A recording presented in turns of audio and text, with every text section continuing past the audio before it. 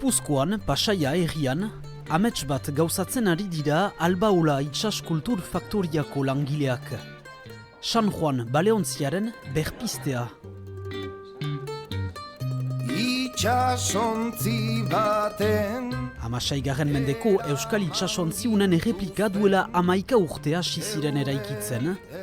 Gaur, obrak bukatzekotan dira. Kanpoan batez ere, ontziaren urazpian dagon parte guztia babestu behar da, eman behar zaio geruza bat babesteko, eta lanik importantena hori da benetan.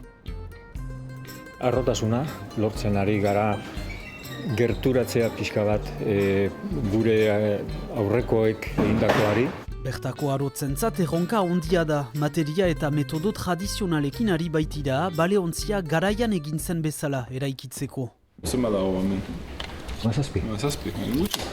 Udauntan lehen aldikotz, Albaolak bisita gidatuak proposatzen ditu ontziaren barnean. Teknikoki erakutsi ahal izango dugu itsasontzia nola dago eraikia, nola kargatzen zen itsasontzia, nola bizi zen jendea bertan, eskifaia nun egiten zuen lo, nun jan, nun bizi, eta lana ere bai nola egiten zuten, ze baldintzatan.